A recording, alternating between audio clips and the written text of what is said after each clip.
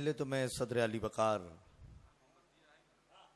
علی جناب محمد فاضل انصاری صاحب، آپ کی اپنی سرزمین بھیونڈی کی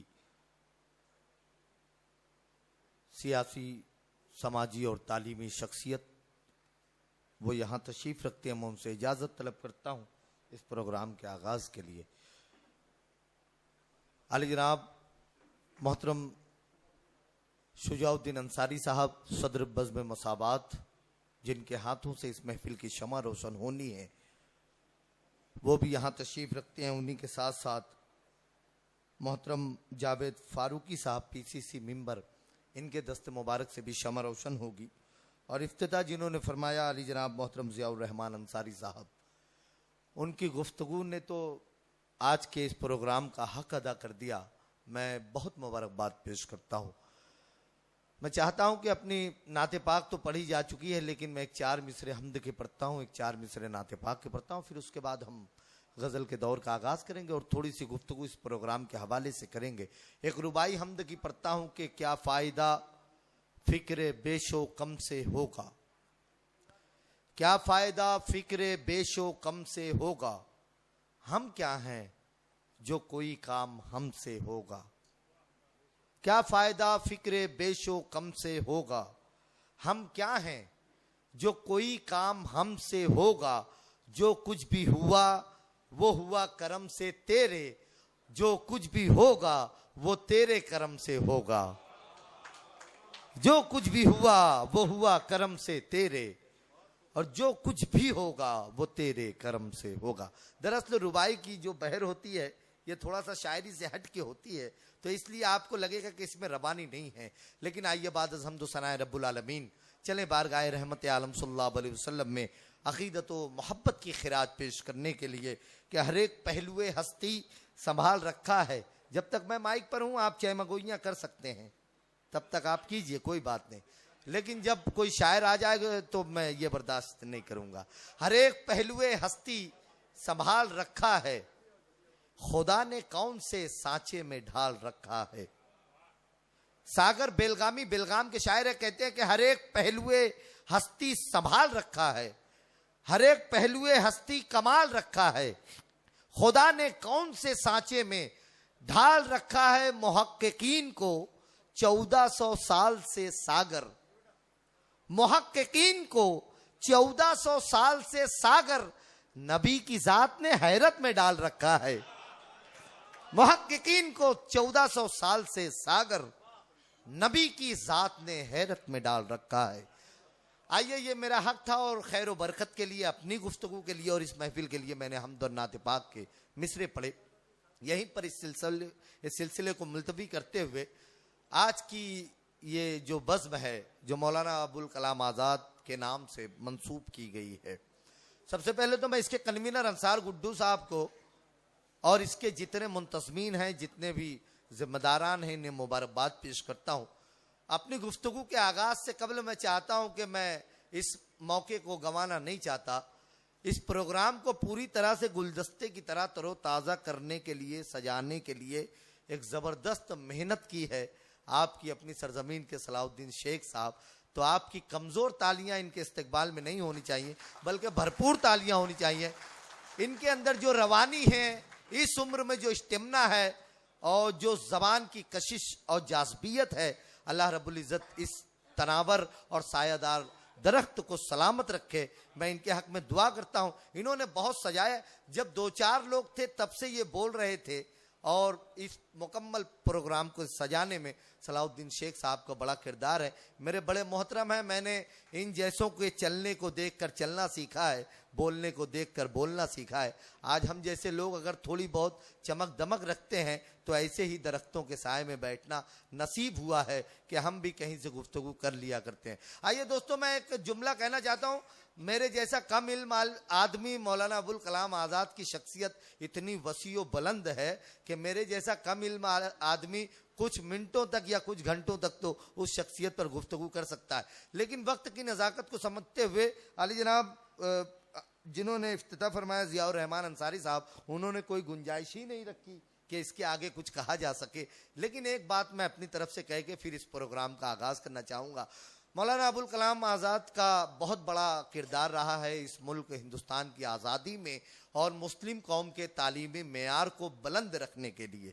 اور صرف اتنا ہی نہیں بلکہ جامع مسجد کی سیڑھیوں سے جو خطبہ دیا تھا ہندوستان چھوڑ کر پاکستان جانے والے لوگوں کو مولانا ابوالکلام آزاد نے، تو وہ خطبہ اس ملک ہندوستان کے جتنے بھی قیامت تک آنے والے مسلمان ہیں اس خطبے کی روشنی میں رہیں گے. اور جو اس ملک سے ہجرت کر گئے وہ اس خطبے کی روشنی سے شاید اس خطبے کی روشنی میں نہ آ سکے کہ وہ ہجرت کر گئے، ورنہ جو لوگ ہیں وہ اس خطبے کی روشنی میں آج بھی اپنی زندگی کو آسانی سے گزار رہے ہیں. ایک آخری بات کہنا چاہتا ہوں، مولانا ابوالکلام آزاد سے انگریز ایک وائسرائے جب اس ملک ہندوستان آیا تو اس نے مولانا ابوالکلام آزاد کے بڑے چرچے سن رکھے تھے، تو اس نے ایک دن ان سے میٹنگ طلب کی.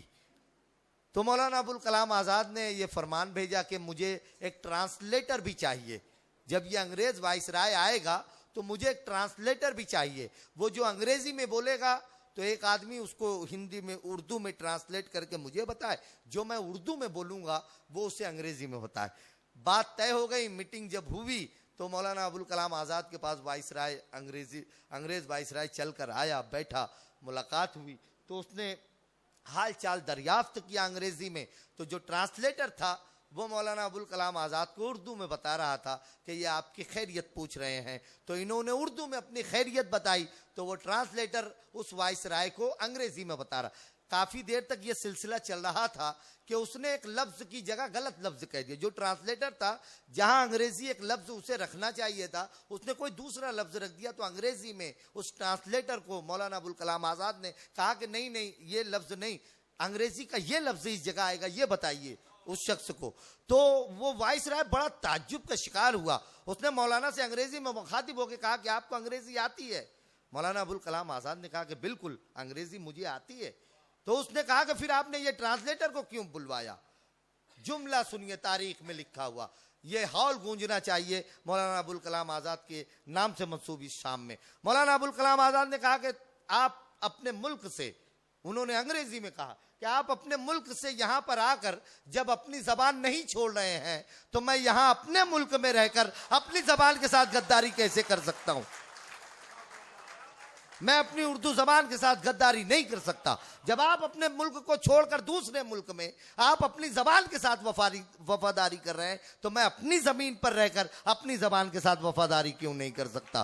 یہ وہ جملے تھے، وہ لفظ تھے جس کی روشنی میں اس دن سے لے کر آج تک اور رہتی دنیا تک، اس دنیا کے آخری دن تک پوری کائنات کا ادب سفر کرتا رہے گا، مشاعرے سفر کرتے رہیں گے. آج کا یہ مشاعرہ مولانا ابوالکلام آزاد کے نام سے منسوب کیا گیا ہے. میں تمام لوگوں کو، بھیونڈی شہر کے لوگوں کو مبارکباد پیش کرتا ہوں. جس طرح سے لوگ بھولتے چلے جا رہے ہیں. اب دیکھیے پہلے گلی ڈنڈا ہوا کرتا تھا، بہت سارے ہمارے کھیل تھے، اب وہ سب چیزیں ہمارے معاشرے میں نہیں ہیں. موبائل کے آنے سے ایسا ہو گیا ہے کہ ہم لوگ اتنے مصروف ہو گئے ہیں کہ ہمارے بچوں کو وہ کھیل بھی نہیں پتا جو ہم نے بچپن میں کھیلے ہیں. دھیرے دھیرے چیزیں ترک ہوتی جا رہی ہیں، لیکن اس ترک کرنے والے زمانے میں اگر آپ مولانا ابوالکلام آزاد کو یاد رکھ رہے ہیں تو میں آپ کی اس محبت کو سلام عرض کرتا ہوں، اس آپ کی اردو دوستی کو سلام عرض کرتا ہوں، اس آپ کے بزرگوں سے محبت کو سلام عرض کرتا ہوں. میں بھیونڈی کے تمام لوگوں کو مبارکباد پیش کرتے ہوئے آئیے دوستوں اب باضابطہ طریقے سے غزل کے دور کا آغاز کرتے ہیں کہ اپنا حق ہی مانگتے لوگوں کو فریادی کہیں، اپنا حق ہی مانگتے لوگوں کو فریادی کہیں، گر یہ آزادی ہے کیسے اس کو آزادی کہیں. اپنا حق ہی مانگتے لوگوں کو فریادی کہیں، گر یہ آزادی ہے کیسے اس کو آزادی کہیں. دودھ کی نہریں بنانا اپنے اپنے گھر تلک، دودھ کی نہریں بنانا اپنے اپنے گھر تلک، اور ستم یہ بھی کہ اس جذبے کو فرہادی کہیں. یہ وہی زمانہ ہے. کوئی شعر اگر دھیرے سے پڑھا جائے تو اس کی داد ضرور یہاں تک پہنچنی چاہیے. دودھ کی نہریں بنانا اپنے اپنے گھر تلک، اور ستم یہ بھی کہ اس جذبے کو فرہادی کہیں. آندھیوں سے لڑ رہے ہیں جنگ کچھ کاغذ کے لوگ،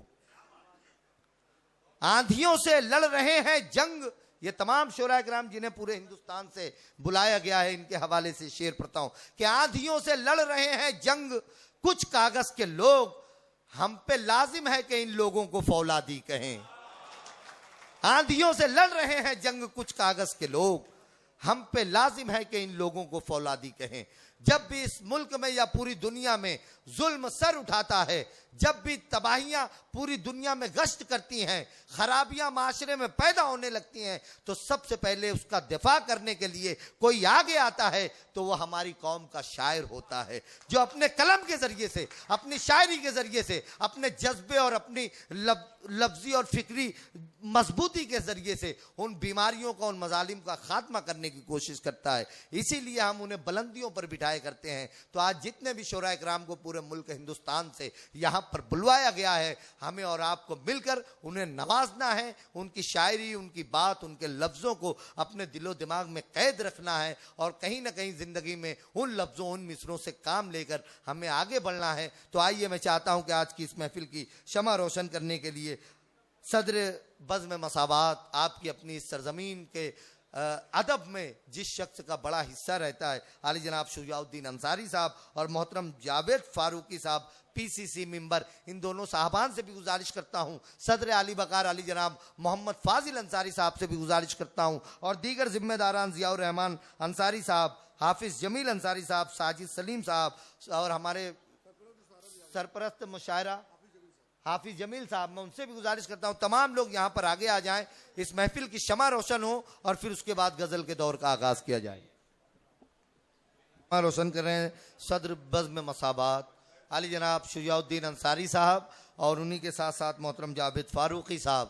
ہمارے صدر صاحب فاضل انصاری صاحب یہاں تشریف فرمائیں، ضیاء الرحمان انصاری صاحب، اور اس محفل، اس مشاعرے کے کنوینر انصار گڈو صاحب۔ زوردار تالیاں ہونی چاہیے دوستو آپ کی طرف سے۔